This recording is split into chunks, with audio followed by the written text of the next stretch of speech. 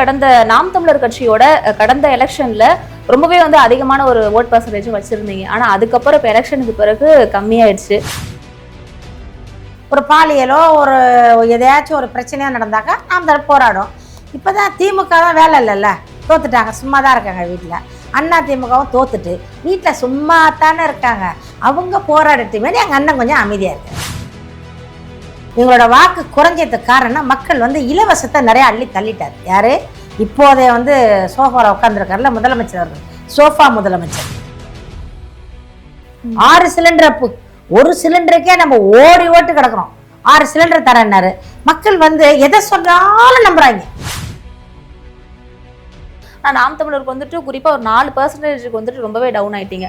அப்படி இருக்கும்போது மறுபடியும் எப்படி போராட்டங்கள் ஆர்ப்பாட்டங்கள் அப்படின்ற விஷயங்கள்லாம் நீங்க ஈடுபடுறீங்க? நாங்க மக்களோடு மக்களாக நிற்கிறோமா. மக்களுக்கு ஒரு கஷ்டம்னா இப்ப நான் அவ்வளவு பேசுறேன்னு சொன்னா எனக்கு கொந்தளிக்குது. கட்டாயமாக தமிழ்நாட்டிலே ஆட்சி அமைக்கும், கூடிய விரைவில் இது உறுதி, சத்தியம்.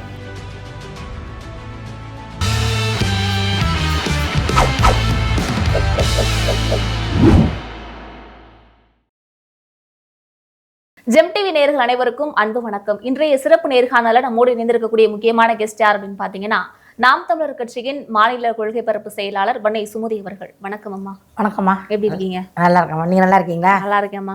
தமிழ்நாட்டுல 2026 அந்த சட்டமன்ற தேர்தலோட ரிசல்ட் அப்படியே தலைகீழாக மாறிடுச்சு அப்படின்னு தான் சொல்லணும். ஏன் அப்படின்னா, தமிழக வெற்றி கழகத்தோட அந்த வெற்றி. இதை பார்க்கும் பொழுது கடந்த நாம் தமிழர் கட்சியோட கடந்த எலெக்ஷன்ல ரொம்பவே அதிகமான ஒரு ஓட் பர்சன்டேஜ் வச்சிருந்தீங்க. ஆனா அதுக்கப்புறம் இப்ப எலெக்ஷனுக்கு பிறகு கம்மியாயிடுச்சு. அதே போல எலெக்ஷனுக்கு முன்னாடி இந்த உத்வேகம், நாம் தமிழர் கட்சியோட அந்த ஸ்பீச், செயல்பாடு எல்லாமே இப்ப குறைஞ்சிருச்சு, அமைதியா இருக்கீங்களோ அப்படின்ற மாதிரியான ஒரு கேள்வி இருக்கு. அதுக்கு என்ன காரணம்? யாரும் அமைதி அடையல, அதே வீரியத்தோட தான் இருக்கிறோம். இப்போ நம்மளுக்கே தேவைப்படலை. நம்ம என்ன ஆர்ப்பாட்டம்லாம் பண்ணுறாங்க அதிமுக. இப்போ ஃபஸ்ட்டு நாங்கள் மட்டும் தான் எதிர்கட்சியாக இருந்தோம். நாம் தமிழர் கட்சி மட்டும் தான் எதிர்கட்சியாக இருந்துச்சு. ஒரு பாலியலோ ஒரு எதையாச்சும் ஒரு பிரச்சனையாக நடந்தாக்கா நாம் போராடும். இப்போ தான் திமுக தான் வேலை இல்லைல்ல, தோத்துட்டாங்க, சும்மா தான் இருக்காங்க வீட்டில். அண்ணா திமுகவும் தோத்துட்டு வீட்டில் சும்மா தானே இருக்காங்க, அவங்க போராடட்டுமே. எங்கள் அண்ணன் கொஞ்சம் அமைதியாக இருக்காரு. ஏன்னா மக்கள் வாக்களிப்பாங்கன்னு எதிர்பார்த்தோம், வாக்களிக்கலை. காரணம் ஏன் வாக்களிக்கலைன்னு கேட்டீங்க நீங்கள். எங்களுக்கு ஏன் வாக்கு குறைஞ்சிருச்சுன்னு கேட்டீங்க. எங்களோட வாக்கு குறைஞ்சதுக்கு காரணம் மக்கள் இலவசத்தை நிறைய அள்ளி தள்ளிட்டார். யாரு இப்போதே சோஃபாவில் உட்காந்துருக்காருல முதலமைச்சர் அவர்கள், சோஃபா முதலமைச்சர். அவர் என்ன பண்ணாரு, நிறைய இலவசம் தரட்டார்.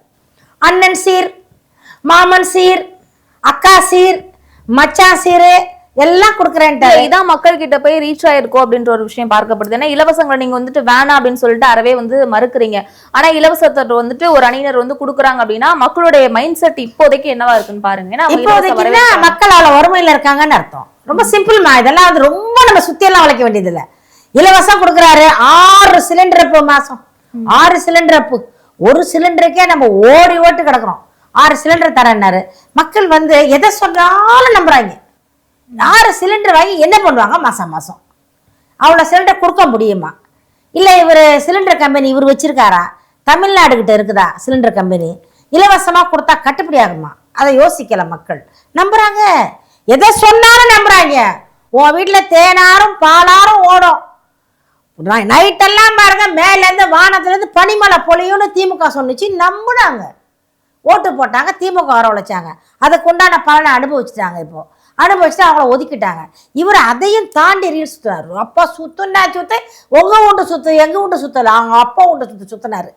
மாதிரி வந்தா மாமன் சீர்வரிசை, காது குத்த நான் செய்யறேன், குழந்தை பிறக்குதா, பிரசவத்துல நான் டெலிவரி பார்க்குறேன், சடுங்கு சுத்தணுமா, நான் பச்சை ஓலை கட்டுறேன் அப்படின்னாரு விஜய். மக்கள் மக்கள் நம்பிட்டாங்க அப்படின்னு சொல்றீங்க. அப்பனா சீமான் அவர்கள் பேசக்கூடிய அந்த ஒரு கொள்கைகளாக இருக்கட்டும், அவர் முன்வைக்கக்கூடிய அரசியலாக இருக்கட்டும், அதெல்லாமே மக்கள் நம்பல அப்படின்னு சொல்றீங்களா? சீமான் அறிவு சார்ந்த அரசியல் பண்றாருமா. அறிவு சார்ந்த அரசியல் ஏன் தமிழகத்துல எடுப்பலன்னா மக்கள் அவ்வளவு பேருக்கு வேலை இல்லாம இருக்கிறாங்க. ஓசிலே சாப்பிடணும்னு நினைக்கிறாங்க. அப்ப வறுமையை போக்கணும்னு நினைக்கிறாங்க. யாரோ ஒரு வர்றாரு கொடுக்குறாரு, அள்ளி கொடுக்குறாருன்னா வாங்கிக்குவோமே, இலவசம் தானே, நம்ம கிட்ட வாங்குற வரிப்பணம் தானே, நம்ம கிட்ட கொள்ளையடிச்ச காசு தானே.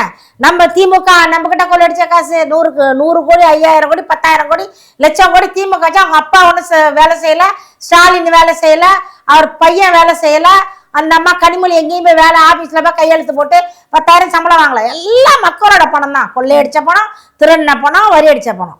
அதே போல ஜெயலலிதா மாட்ட அந்த சொத்து முழுக்க எடப்பாடிட்ட இருக்க சொத்து, ஓபிஎஸ்ல இருக்க சொத்தெல்லாம் அவங்க எங்கேயும் போய் மூட்டை தூக்கல வேலை செய்யல. அது மக்கள்கிட்ட வரி பணம், கொள்ளையடிச்ச பணம், திருடின பணம், கட்டிங்கு கமிஷன் வாங்கின பணம் தான் அதிமுக. அதே பாணியில இவர் விஜய் இன்னைக்கு வச்சிருக்க பணம் போற தமிழ்நாட்டு பணம் தான். அவரும் அதே கொள்ளையடிச்ச கணக்கு தான். என்னடா விஜய் கொள்ளையடிச்சாரா, அரசியல்ல இருந்தாரான்னு கேட்பீங்க. அவர் அரசியல்ல இல்ல, சினிமா என்கிற அரசியல்ல மாயையில இருந்தார். ஒரு டிக்கெட் 5,000 ரூபாய்க்கு பிளாக்ல வித்தாங்க, 2,000 ரூபாய் பிளாக்ல வித்தாங்க. அந்த மாதிரிலாம் வித்து ஒரு படத்துக்கு அள்ளி அள்ளி சம்பளத்தை கொடுத்தாங்க. சினிமாவில் நடிச்சு அந்த சினிமா டிக்கெட் யார் வாங்குறா, யாரு போறா சினிமாவுக்கு? நம்ம மக்கள் தானே, தமிழ்நாட்டு மக்கள் தானே. அந்த அட்டைப்பட்டியில பால் ஊத்துனது யாரு? தமிழ்நாட்டு பிள்ளைங்க தானே. உனக்கு பேனர் கட்டினவங்க பேர் வச்சவங்க யாரு? தமிழ்நாட்டு மாணவர்கள் தானே. எல்லாம் செஞ்சு அவங்க வாழ்க்கையை நாசமாக்கி கடைசியில விஜய் கட்சியில ஒண்ணுமே தெரியாது தற்குறியா வச்சிருக்காரப்பா. இல்லம்மா, நீங்க தற்குறின்னு சொல்றீங்க. ஆனா ரீசன்ட் டேஸ்ல தான் ஒருத்தர் சொல்லியிருந்தாரு, நாங்க தற்குறி கிடையாது, நாங்க அம்புக்குறி அப்படின்னு. ராகவா லாரன்ஸ் அவர்கள், வருங்கால எம்எல்ஏ. சொல்லுங்க. அவர் தான் அப்படி சொல்லியிருந்தாரு, அம்புக்குறி அப்படின்னு. நீங்க தற்குறின்னு சொன்னீங்களா? அதுக்காக அந்த அம்புக்குறி எடுத்துட்டு போய் அவர் வீட்டில் ஆணி அடிச்சு மாட்டி அதில் அவரோட சட்டையும் அந்த பனியனையும் மாட்ட சொல்லுங்க. அம்புக்குறியா எங்க இருக்கு? அம்புக்குறி கேள்விக்குறியா இருக்கு. 3.5 வயசு பிள்ளைய நேற்றுக்கு எடுத்திருக்கான் லாரன்ஸ். உனக்கு தெரியுமா? 3.5 வயசு பிள்ளைய 3 பேர் சேர்ந்து கெடுத்திருக்கான். 3 நாளைக்கு முன்ன 10 வயசு பிள்ளைய கெடுத்திருக்கான். 5 நாளைக்கு முன்ன 14 வயசு பிள்ளைய கெடுத்திருக்கான். பாலியல் நாடாயிடுச்சு தமிழ்நாடு. தமிழ்நாடு கொஞ்சம் பாலியல் நாடாயிடுச்சு. பெண்கள் வெளியில போக முடியல, பெண்கள் தனியா இருக்க முடியல, வயசான கிழவியும் வீட்டுல இருக்க முடியல, சின்ன குழந்தை, பால் குடிக்கிற குழந்தை, பச்சை மண்ணு, அதுவும் வீட்டுல இருக்க முடியல. நாடு நாசமா போய் கிடக்குமா? நாசமா போய் கிடக்கா இல்லையா? இவர் என்னத்த அம்புக்குறி என்ன பண்ணுதான்? அப்படியே சைன்னு குத்தி அப்படியே தூக்கிச்சா அவங்களெல்லாம். கஞ்சா ஒழிக்க சொல்லுமா? இந்த ரயில்ல இருந்து வர்றவங்களுக்கு ஒரு டிக்கெட் கொடுக்க சொல்லு, பேர் அடிக்க சொல்லு, கவுண்டர் போடுங்கய்யா. எக்மோர்லயோ சென்ட்ரல்லையோ ஒரு தனி கவுண்டர், இமிகிரேஷன் கவுண்டர். நான் வேணா சொல்றேன், இமிகிரேஷன் கவுண்டர். நம்ம அண்ணன் என்ன சொன்னாரு? நாடு நல்லா இல்ல, நாசமா போச்சு, போய்கிட்டு இருக்கு. விவசாயி இன்னைக்கு போராடுறாமா, அதை சொல்லிதான் வாக்கு வாங்கினாரு. மாணவருக்கு இலவசமா எல்லாமே தர்றேன்னாரு, அதை சொல்லிதான் வாக்கு வாங்கினாரு. மீனவர்களுக்கு உனக்கு இலவசமா எல்லாம் செய்வார வாக்கு வாங்கினாரு. அதே போல இவ்வளவு பிரச்சனைகள் இருந்தாலுமே சமீப காலமாக சீமான் அவர்களுமே அதிகப்படியான ஒரு செய்தியாளர் சந்திப்பு சந்திக்கலையோ அப்படின்ற ஒரு கேள்வி இருக்கு. ஏன் பிரஸ் மீட் ஒரு சந்திக்கல? சந்திக்கிறதுக்கு நாட்டுல ஒண்ணுமே தப்பு நடக்கலையேம்மா. எங்க அண்ணன் சீமான் பிரச்சனை நடந்தா பிரஸ் மீட் வருவாரு. இது ஏன் இங்க நடந்துச்சு, இது நடக்க கூடாதும்பாரு. நாடு நல்லா இருக்கு. நம்ம விஜய் சார் வந்ததுல இருந்து நாடு சுபிச்சமா இருக்குமா? எந்த தவறுமே நடக்கல. ஒரு பாலியல் இல்ல, ஒரு பலகாரம் இல்லை, ஒரு போதை இல்லை. போதை இல்லாத கலாச்சாரத்தை கொண்டாந்துட்டாரு விஜய் சார் அவர்கள். பாலியல் இல்லாத கலாச்சாரத்தை கொண்டு வந்துட்டாரு விஜய் சார் அவர்கள். அவர்கள் எம்எல்ஏ எல்லாம் ஓடி ஓடி உழைச்சிக்கிட்டு இருக்காங்க. நாடு நல்லா இருக்கு. அதனால எங்க அண்ணன் தேவையில்லைன்னு இருக்காரு. இப்போ வீடு இடிக்கலை, கடைகளை இடிக்கலை, ரோடு போடுறன்னு எந்த மக்களும் அலுவலை, ஆற்றுல தண்ணி வரலன்னு எந்த மக்களும் அலுவலை, மலையை உடைக்கிறான்னு எந்த மக்களும் அலுவலை, மண்ணள்ளி விற்கிறானே ஆற்றுலன்னு எந்த மக்களும் அலுவலை, எங்களுக்கு குடி தண்ணீர் கிடைக்கலன்னு மக்கள் அலுவலை, எங்களுக்கு சிலிண்டர் கிடைக்கலன்னு மக்கள் அலுவலை. ஐயோ எலக்ட்ரிசிட்டிலேருந்து கரண்ட் வரலன்னா 1 மணி நேரம் 5 மணி நேரம் கரண்ட் வரலன்னா இருட்டில் கிடக்கணும்னு மக்கள் அலுவலை. ஆப்போசிட்டா சொல்லிட்டு இருக்கீங்க. அதனால எங்க அண்ணன் போராடவில்லை. அதுதான் நாடு நல்லா இருக்கு, மகிழ்ச்சியா இருக்காங்க எல்லாரும். அதனால எனக்கு ஒரே ஒரு கேள்வி என்னன்னா, கடந்த தேர்தலை விட இந்த தேர்தலில் வாக்கு சதவீதமும் கம்மி. ஆனா அதே போல மற்ற கட்சிகளான திமுக, அதிமுக இவங்களுமே இப்ப விவசாயங்களுக்கு முழு தள்ளுபடி, பயிர்க்கடன் தள்ளுபடி அப்படின்னு சொல்லியிருந்தாரு. ஆனா அந்த தள்ளுபடி இல்ல. அந்த கட்சி சார்ந்து நிறைய போராட்டங்கள் நடத்துறாங்க. அதே போல நாம் தமிழர் கட்சியுமே அவங்களுக்காவது ஒரு சோர்ஸ் இருந்துச்சு இந்த எலெக்ஷன்ல. முன்னாடியோட கம்பேர் பண்ணும்பொழுது ஓரளவுக்கு கொஞ்சம் முன்ன பின்ன இருந்தது. ஆனா நாம் தமிழருக்கு குறிப்பா ஒரு 4% ரொம்பவே டவுன் ஆயிட்டீங்க. அப்படி இருக்கும்பொழுது மறுபடியும் எப்படி போராட்டங்கள், ஆர்ப்பாட்டங்கள் அப்படின்ற விஷயங்களை நீங்க ஈடுபடுறீங்க? நாங்க மக்களோடு மக்களாக நிற்கிறோமா? மக்களுக்கு ஒரு கஷ்டம்னா இப்ப நான் அவ்வளவு பேசுறேன்னு சொன்னா எனக்கு கொந்தளிக்குது. ஏன்னா என் வீட்டுல பிள்ளைங்க இருக்காங்க. நாளைக்கு அங்க நடக்கிறதா நாளைக்கு நமக்கு நடக்கும், நாளைக்கு எனக்கு நடக்கிறது நாளைக்கு உங்களுக்கு நடக்கும். அப்படி பார்க்கணும்.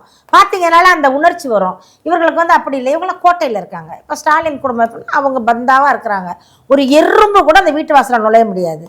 இப்போ இவரு எடுத்துங்க, எடப்பாடி பழனிசாமி, அவர் ஒரு கோட்டையில இருக்காரு. தலைவர்களும் கோட்டையில இருக்காங்க.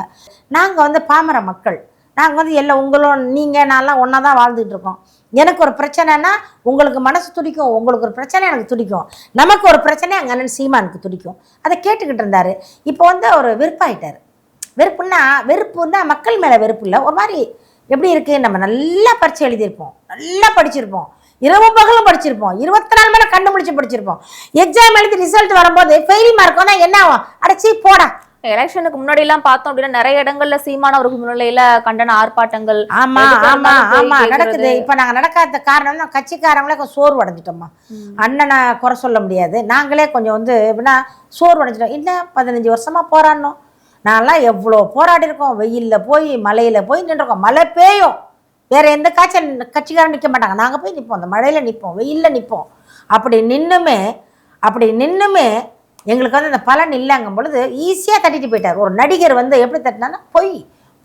அப்போ நாட்டில் வந்து மக்களுக்கு வந்து பொய் சொல்கிறவங்கள தான் பிடிக்குது, ரீல்ஸ் சுற்றுறவங்கள தான் பிடிக்குது, நடிக்கிறவங்கள தான் பிடிக்குது. உண்மையான தலைவன் யாருன்னா உங்களுக்கு என்ன தெரியலம்மா, புரிஞ்சுக்குவாங்க. கூடிய விரைவில் தெரியும்.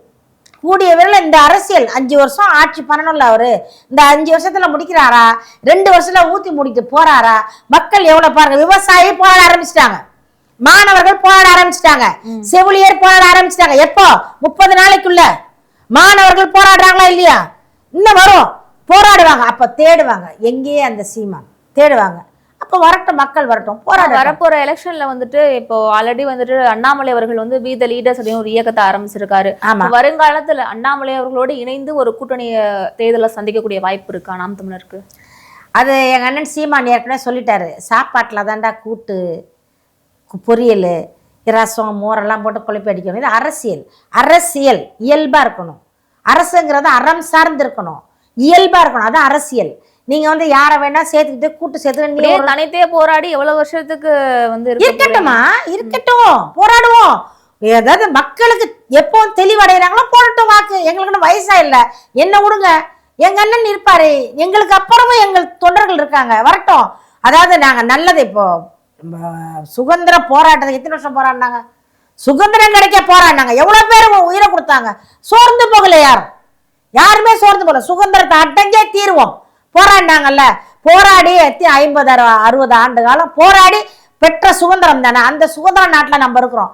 போராடுவோம், போவோம், மக்களுக்கு எடுத்து சொல்லுவோம், மக்கள் வரட்டும், யாரும் ஆளணுமோ ஆளட்டும்.